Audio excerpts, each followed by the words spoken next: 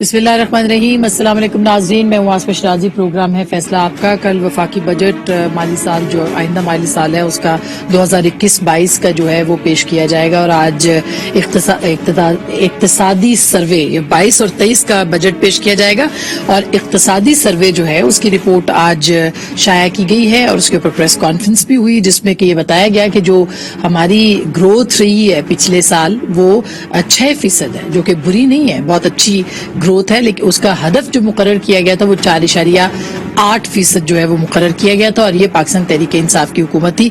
लेकिन महंगाई की जो औसत शरह थी वो 8% थी, लेकिन 13.3% तक महंगाई जो है वो गई। 10 महीने में FBR ने जो टैक्स रिकवरीज की हैं या रेवेन्यू वसूल किया उसमें 28.5% इजाफा हुआ। 4,855 अरब रुपए जो हैं वो इकट्ठे किए हैं FBR ने, यानी कि उनका ये इजाफा इसके अंदर हुआ है, ये टैक्स अच्छा इकट्ठा किया गया है।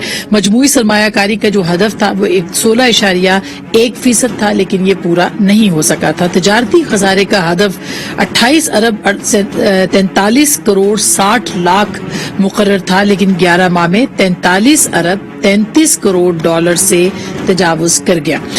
इसी तरह जो इम्पोर्ट्स का हदफ था वो 55 अरब 26 करोड़, यानी हम जो बाहर से हमारी जो दरामदाद होती हैं उनके 55 अरब 26 करोड़ 60 लाख डॉलर तय किया गया था, लेकिन ये 11 माह में 72 अरब 18 करोड़ डॉलर तक ये जो हमारी इम्पोर्ट्स थी या जो दरामदाद थी वो पहुंच गई। इसी तरह जो हमारी बरामदाद थी उसका हदफ, जो कि अच्छी बात है, 26 अरब 83 करोड़ डॉलर मुकर्रर किया गया था पिछली सरकार की तरफ से, उसमें इजाफा हुआ है। 11 माह में 28 अरब 84 करोड़ डॉलर तक पाकिस्तान की जो बरामदाद है ये इसमें इजाफा हुआ। और कल मिफ्ता साहब कह रहे थे कि पीपल्स पार्टी की गवर्नमेंट के बाद इस गवर्नमेंट में जो है वो बरामदाद में इजाफा हुआ है, लेकिन 9 महीनों में जो कर्जे हैं उसमें 4,500 अरब रुपए का इजाफा भी हुआ है।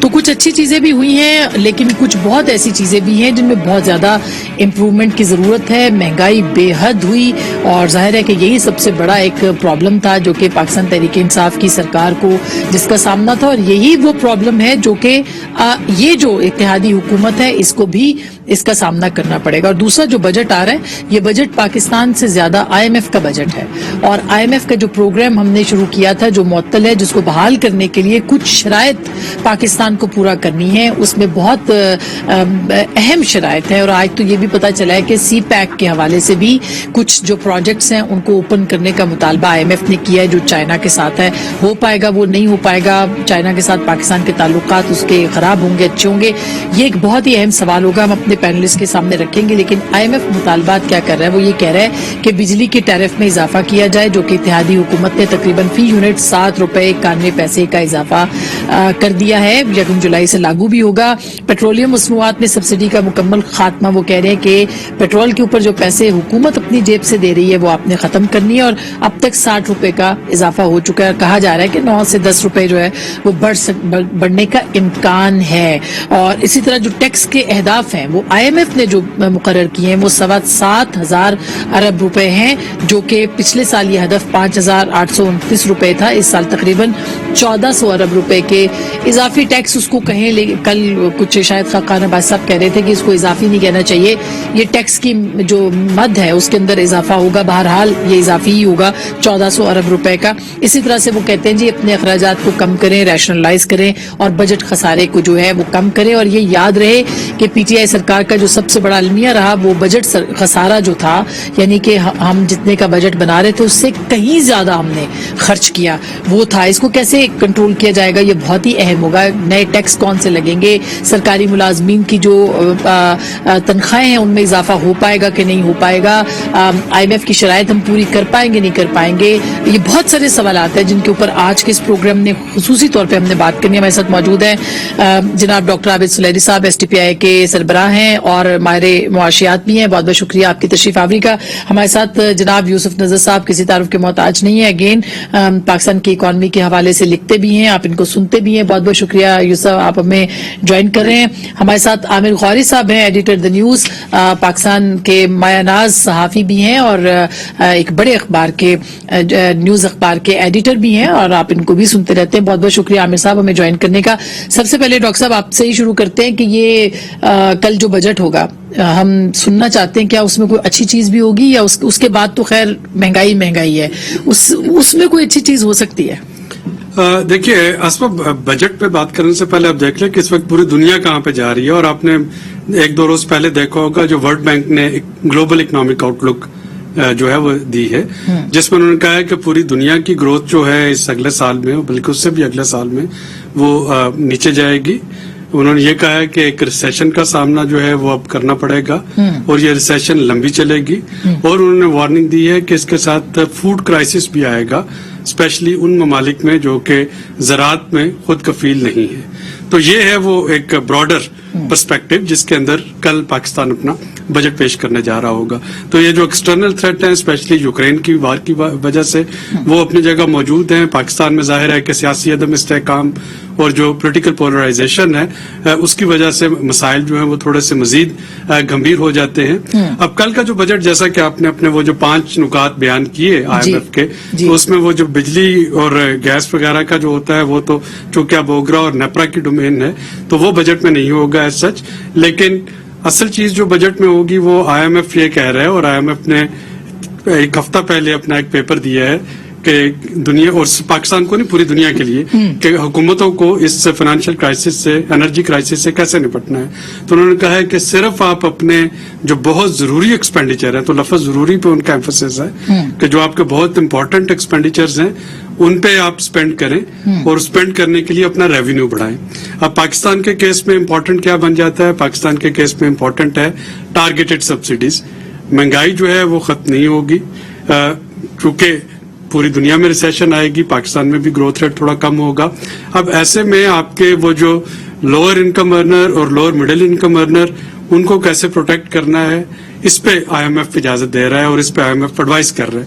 तो बजट में कोई ऐसा टैक्स में नहीं देख रहा जो कि आम जो शहरी है उसको हिट करे। अच्छा। लेकिन जो आपकी मिडिल क्लास है, जो आपकी अपर मिडिल क्लास है और जो आपकी अपर क्लास है, हाँ। जाहिर है कि ये जो 1400 रुपए के अपर क्लास पे तो मैंने अभी यूसुफ नजर साहब ने लिखते भी हैं, तो मैं उनसे पूछ लूं, आप कह रहे हैं उनको हिट करेगा, यानी उनके ऊपर बहुत सी ऐसी एग्जाम्पशन, सब्सिडीज और बाकी बड़ी गाड़ियों पे टैक्स वगैरह। जी ठीक है, जैसे उनको SROs मिलते रहे हैं, जैसे उनको बहुत सारी और चीजें, आपके 1400 रुपए का जो गैप है हाँ। वो होगा। लेकिन उसमें कोई ऐसी चीज नहीं मैं होती देख रहा जो कि एक आम शहरी को डायरेक्टली हिट करे। अच्छा, वहां पे टैक्सेस में इजाफा, अशराफिया के ऊपर टैक्सेस लग रहे हैं, लगेंगे, मिडिल क्लास से इफेक्ट होगी, ठीक है। लेकिन जो लोअर इनकम अर्नर हैं और जो लोअर मिडिल इनकम अर्नर हैं, वो इतने ज्यादा, जो 40% आपका सेगमेंट है, हाँ। वो बिजली और गैस की कीमतें बढ़ने से तो जाहिर है वो फर्क पड़ेगा, उनको फर्क पड़ेगा, हाँ। लेकिन बजट में कोई ऐसी चीज नहीं होगी जिसमें कि डायरेक्टली उन पे टैक्स नहीं लगेगा। यूसुफ नजर साहब, आपने बड़ा अच्छा, मैं पढ़ी थी फ्राइडे टाइम्स में पीस भी लिखा, और आप मुस्तकिल ये बात भी करते हैं कि अशराफिया जो है वो उसके ऊपर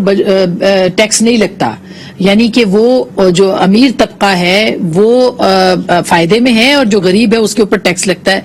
आपको क्या लगता है, क्या सलूशन यही है कि अशराफिया के ऊपर लगाया जाए टैक्स? क्यों नहीं लगाते? कितना लग सकता है? UNDP कहती है जी 17.4 अरब डॉलर आप लगा सकते हैं, और इससे कहीं ज्यादा हो सकता है अगर आप अशराफिया के ऊपर टैक्स लगाएं। कौन कौन से एरियाज हैं, क्या एक्सपेक्टेशंस हैं आपकी कल के बजट में?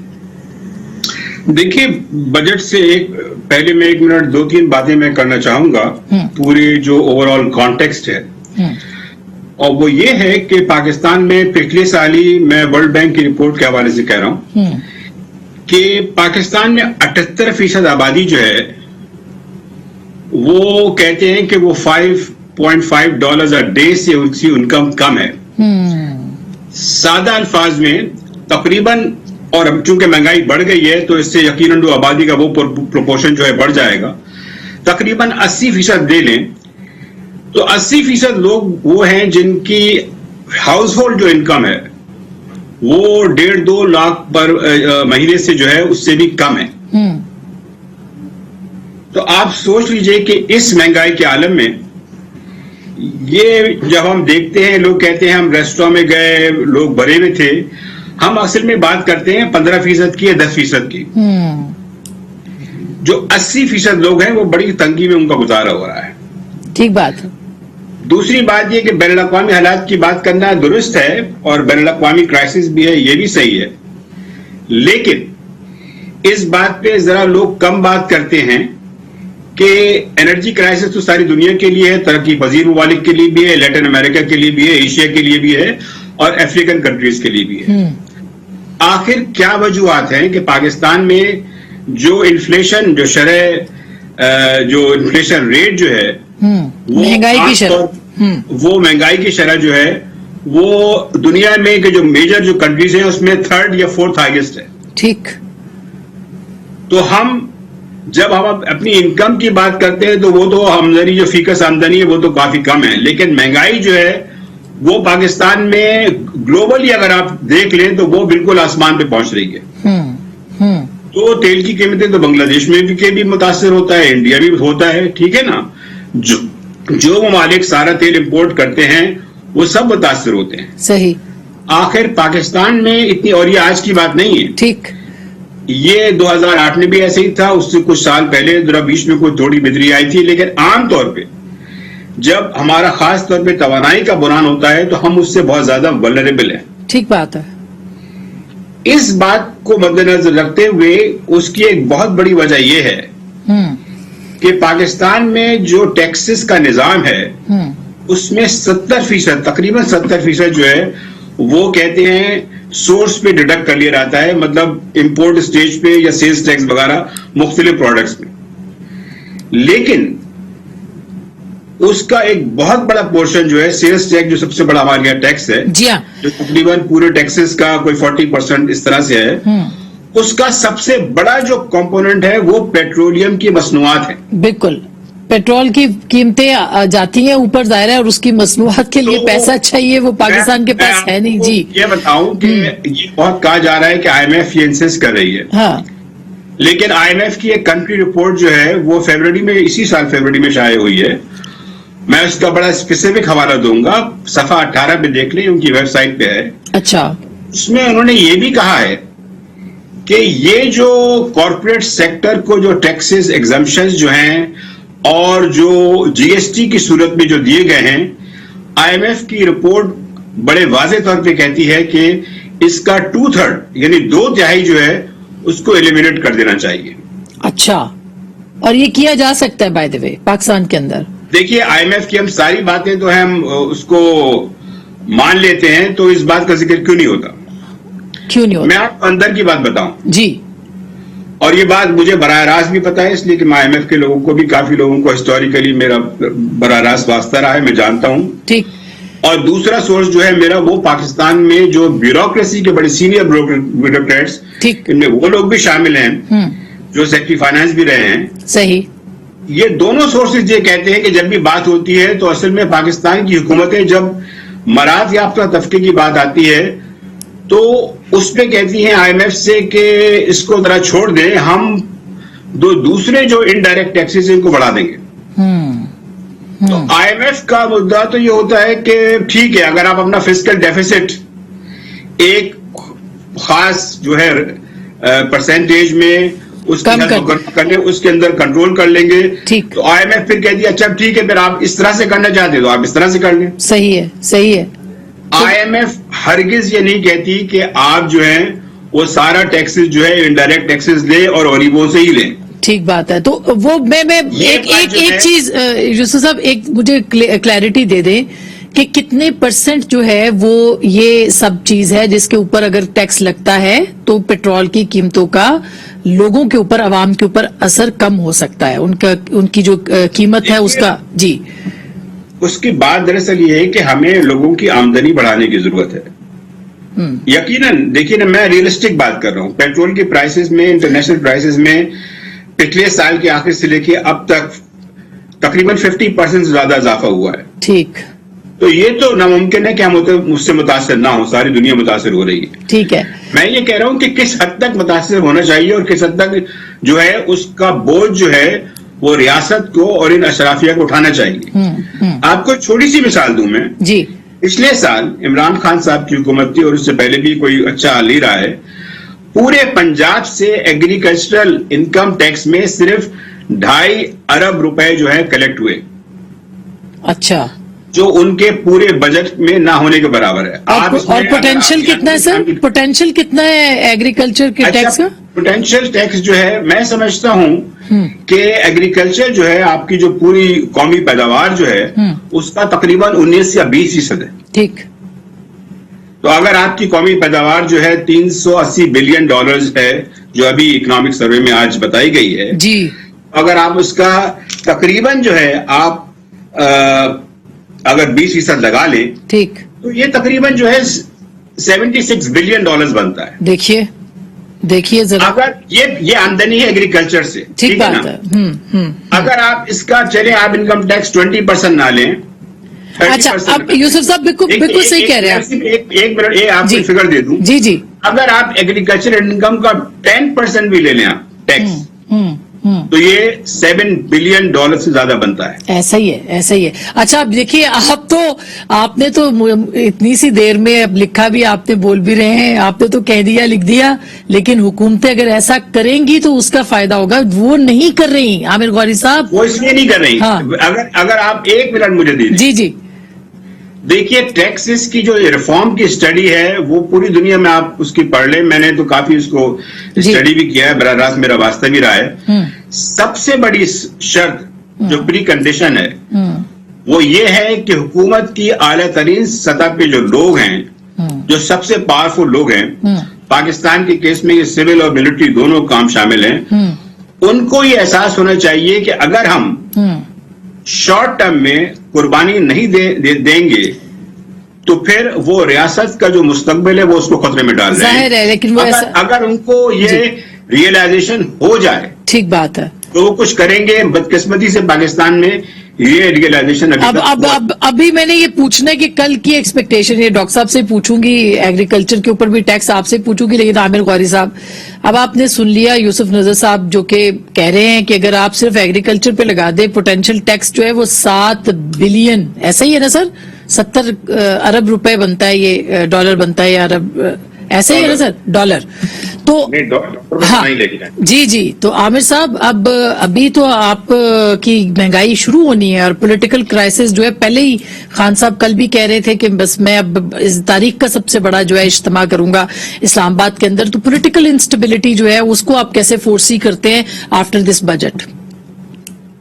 دیکھیے، جو اکانومی ہے اس کے اوپر تو میں اپنے جو دونوں دوست ہیں ان کے ساتھ مقابلہ نہیں کر سکتا، لیکن میرا اپنا خیال ہے کہ دیکھیں حکومت کے لیے سب سے بڑا چیلنج یہ تھا کہ اس کو حکومت ایک دم بیٹھے بٹھائے ملی ہے.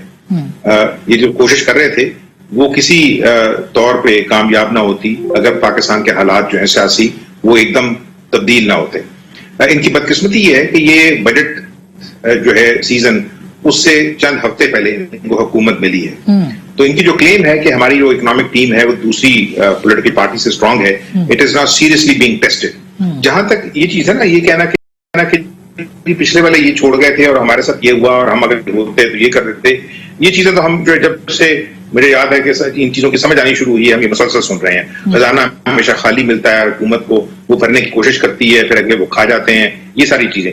لیکن جو چیزیں ہیں، جو دو تین چیزیں میں I don't actually want to get into serious confrontation with یوسف نظر صاحب، دوست ہیں، بہت عرصے سے ان کو جانتے ہیں، اسی طرح عابد.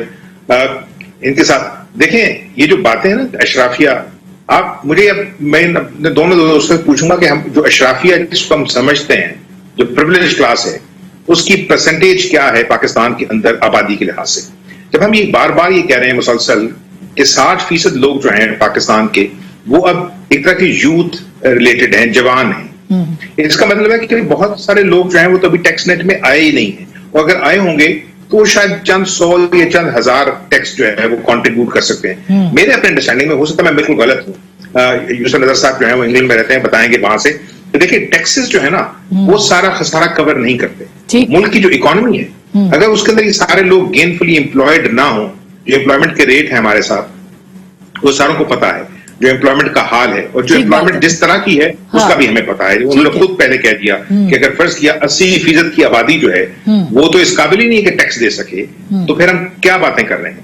جو اشرافیہ ہے اس کی جو ٹوٹل انکم ہے اس کے ہمارے پاس کوئی پرماننٹ یعنی ویریفائبل فگرز ایز سچ نہیں ہے، اس لیے کہ وہ چھپاتے ہیں سارا کچھ. ٹھیک ہے.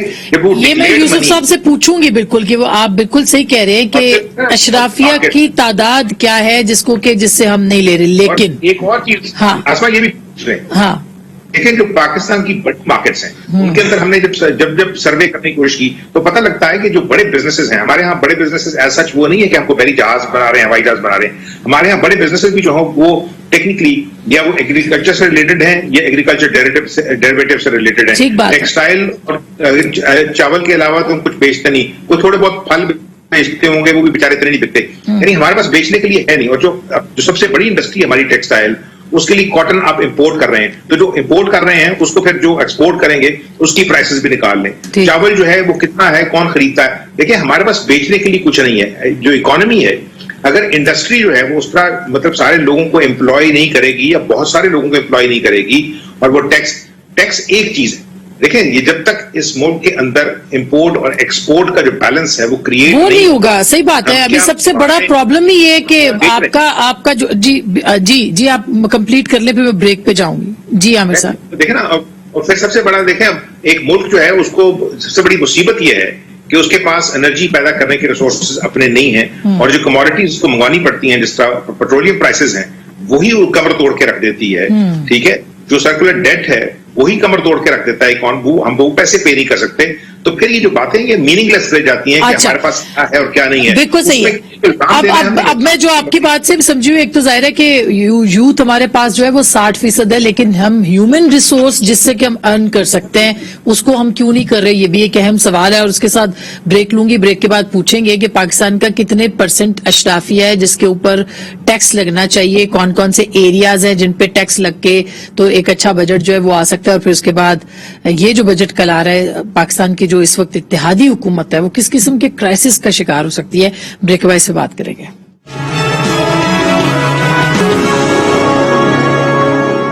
ویلکم بیک ناظرین, ایک دفعہ پھر آپ کو خوش آمدید کہتے ہیں. اب پاکستان کی اکانومی, بجٹ اور کل بجٹ آنا ہے تو عام آدمی کے اوپر کیا فرق پڑ سکتا ہے. پہلے تو میں یہ عابد صاحب آپ سے یہ پوچھنا چاہتی ہوں کہ یہ جو اب ہم بات کرتے ہیں کہ یہ بہت ساری جگہیں ایسی ہیں, ایریاز ہیں جن کے اوپر ٹیکس لگ سکتا ہے, اور اسی پہ بات کر رہے تھے اشرافیہ کے سائز کے اوپر, تو کتنے % ہے اشرافیہ جس کے اوپر جس کو ہم نہیں کہتے کہ پاپولیشن جو ہوتی ہے ملک کے جو انکم ارنرز ہوتے ہیں ان کو آپ 5 حصوں میں ڈیوائڈ کرتے ہیں نا, کوانٹم آپ کوانٹائل بناتے ہیں. تو جو ٹاپ 20% ہے آپ انہی کی بات کر رہے ہیں. ان میں سے یہ نہیں کہ وہ بالکل ٹیکس نہیں دیتے ہیں, وہ ٹیکس دیتے ہیں, لیکن پھر ان کے پاس انسٹیٹیوشنلائزڈ اسٹرکچرڈ قسم کی ایگزمپشن جو ہیں وہ موجود ہیں.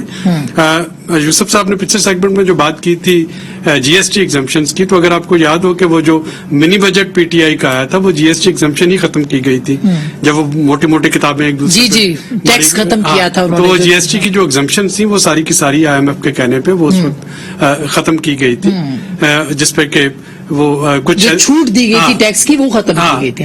تو یوسف صاحب اسی کی طرف اشارہ کر رہے تھے.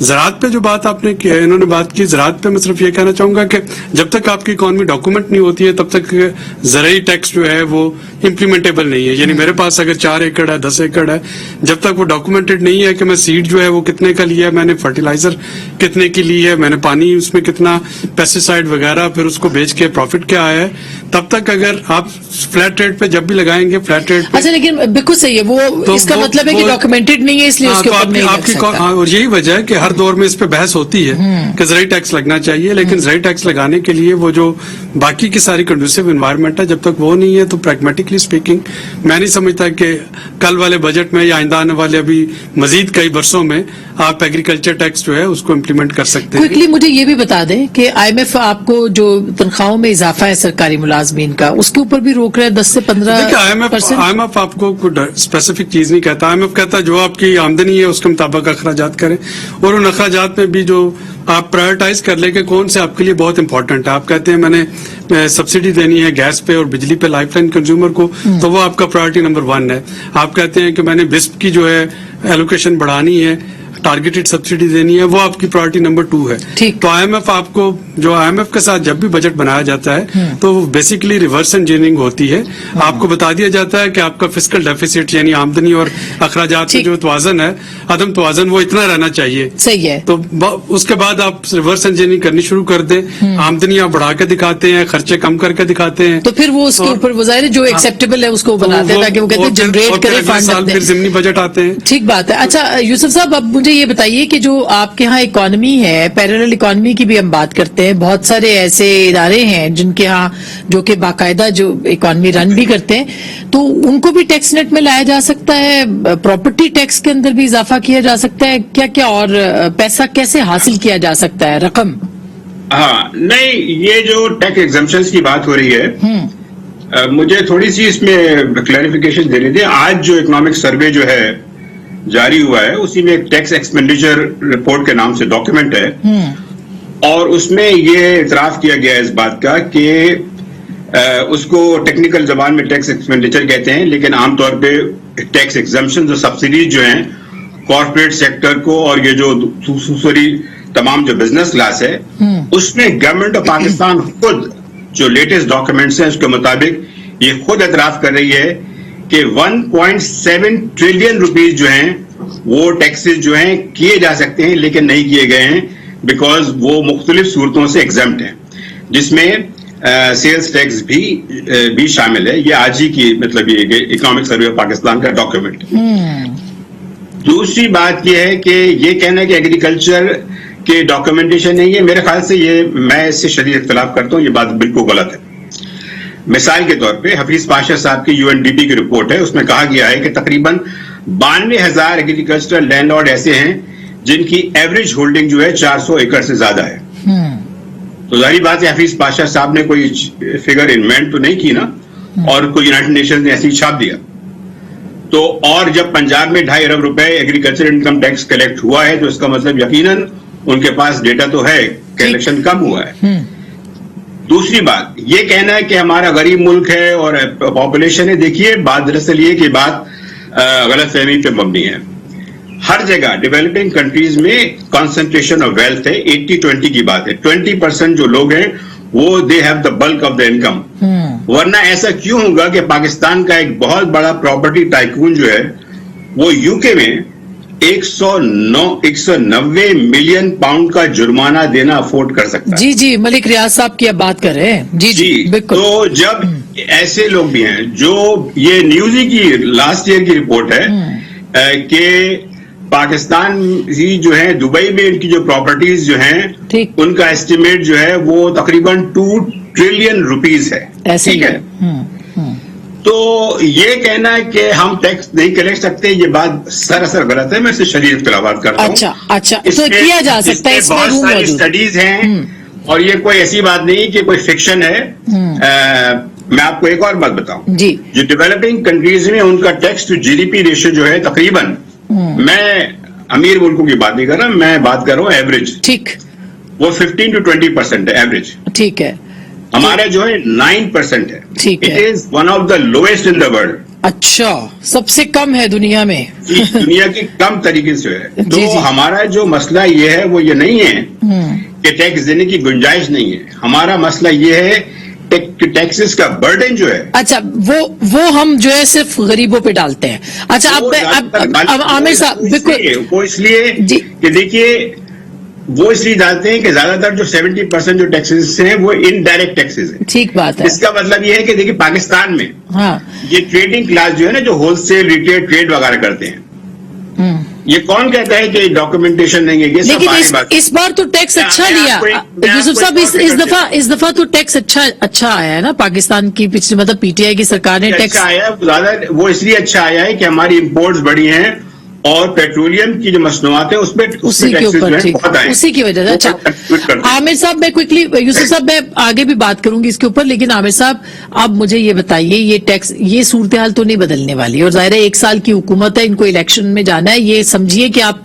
इलेक्शन बजट ही होगा ना, वो अच्छा कर सकते हैं ना बुरा कर सकते हैं, तो क्या कर सकते हैं? उसका तो पॉलिटिकल उनको नुकसान होगा नहीं?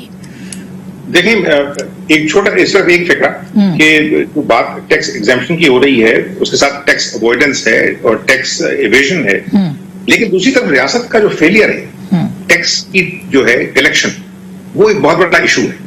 देखिए, ये रियासत ये कह रही है कि वो हमें टैक्स नहीं देते। ओ भाई, आप रियासत की ये जो है ना एबिलिटी होनी चाहिए कि वो जो लोग टैक्स दे सकें उनसे टैक्स लें, ठीक है ना।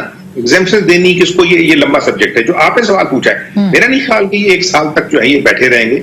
इस वजह से कि कोशिश करेंगे कि जितनी बुरी सूरत हाल है उसके अंदर एक सर्टेनिटी पैदा करने के लिए जब भी इलेक्शन करवाया जा सके और जब इनको ये एहसास हो कि ये इलेक्शन जीत जाएंगे, ये इलेक्शन करवाएंगे, वो अक्टूबर हो, नवंबर हो, जब भी इस वजह से कि वो चाहेंगे कि वो तमाम जो बाकी लोग हैं कि जिनसे उन्होंने पैसे मांगने हैं, बाहर वाले भी हैं, उनको भी बताना है, जो अपने इनके सपोर्टर्स हैं उनको भी बताना है कि भाई हमने जो, मगर फिर वो इतने कम अरसे के लिए इतना अनपॉपुलर बजट क्यों देंगे? आई मीन, अगर उन्होंने अक्टूबर नवंबर में इलेक्शन कराना है तो असमा इनके पास इस वक्त तो बेचारों के पास जेब में पैसे नहीं। ये देखें, ये कहना कि हम 2000 रुपए का रिलीफ देंगे हर बंदे को, 28 बिलियन का रिलीफ है 22 करोड़ के अवाम के लिए, ठीक है ना, हर कोशिश करेंगे मल्टीलैटरल बायलैटरल ये करने के लिए, ये सारी बातें जो हैं ये मतलब इस तरह लगता है कि गरीब आदमी बताने की कोशिश कर रहा है अपने बच्चों को कि मैं जब बाजार जाऊंगा तो तुम्हारे पास मैं कुल्फी लेके आऊंगा, ठीक है ना। फिर वो कहेगा कुल्फी ली थी मैंने तो वो गर्मी बहुत थी, पिघल गई, अभी तिनका रह गया, ठीक है ना। तो असल में बात ये है कि देखें, ये इकोनॉमी उस वक्त तक नहीं चलेगी जब तक यहाँ पे बड़े लेवल के प्रोजेक्ट शुरू नहीं होंगे, जब तक एक्टिविटी शुरू नहीं होगी। वो कैसे होगी सर? सीपैक वालों के ऊपर तो अभी मैंने किसानों से जाके बात की है, मतलब सारा सब ठीक है, अच्छा, के अंदर वो कॉटन उगाते हैं के अंदर, वो ये कहते हैं कि भाईजान आप हमारी जो लैंड होल्डिंग को ना देखें, जो ओवरहेड्स हैं, उन्होंने कहा 70s के अंदर हम एक स्प्रे करते थे डीडीटी का और एक जो है उसके ऊपर जो है ना मतलब खाद डालते थे, अच्छा, जो यूरिया की। अब जो है ना 4 किस्म की खादें हैं, 4 किस्म के स्प्रे हैं, ये सारे के सारे जर्मनी, जापान, अमेरिका से आ रहे हैं, यहाँ कुछ नहीं बनता। सही बात। ओवरहेड्स हमारे इतने बढ़ गए कि हमारी एक्चुअल इनकम जो है वो कम हो गई है। इस वजह से जो किसान है वो ना सिर्फ कमजोर हुआ है और फिर यहाँ तक सिचुएशन आ गई है कि वो उतना प्रोड्यूस ही नहीं कर पा रहा। अच्छा, मैं आमिर साहब, मैं बिल्कुल सही बात है, मैं छोटी सी एक वर्ड कि देखें, पाकिस्तान जो है इस हुकूमत को जितनी जल्दी ये IMF के साथ मामला तय करने के बाद जो इनको वादे हैं चाइना से, सऊदी अरब से, अबू धाबी से, कतर से, वो उनको जो है इम्प्लेस करें।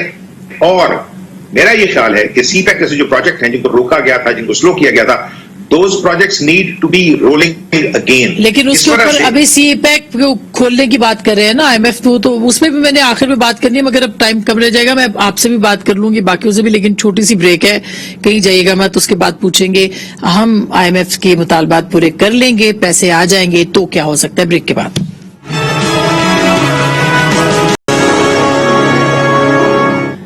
वेलकम बैक नाज़रीन, एक दफा फिर आपको खुश आमदीद कहते हैं। बहुत मुख्तसर वक्त है, हम कोशिश करेंगे वाइंड अप करें। आमिर गौरी साहब क्या कहेंगे, आपको क्या नजर आ रहा है सर? देखिए, सिचुएशन जो है ना वो तो ब्लीक ही है, और जिस तरह उन्होंने कहा था कि वो गंदम जो है वो आ नहीं सकती, इस वजह से कि जो ब्लीक के साथ साथ ब्लैक भी है, और क्योंकि ब्लैक सी से आनी थी वो, तो इसी वजह से वो सारा काम फंसा हुआ है। लेकिन मैं एक जो लास्ट वर्ड के तौर पर कहना चाह रहा हूँ कि देखें, आज से जो है ना वो सदियों पहले, हजारों साल पहले अफलातून नामी एक आदमी था प्लेट, तो उसने ये कहा था कि जंगें जो है वो ये फैसला नहीं करती कि कौन सही है, वो ये सिर्फ फैसला करती हैं कि कौन बचा है। ये राइट और रॉन्ग का काम नहीं है। 40 साल से we are fighting an unnecessary war in Afghanistan.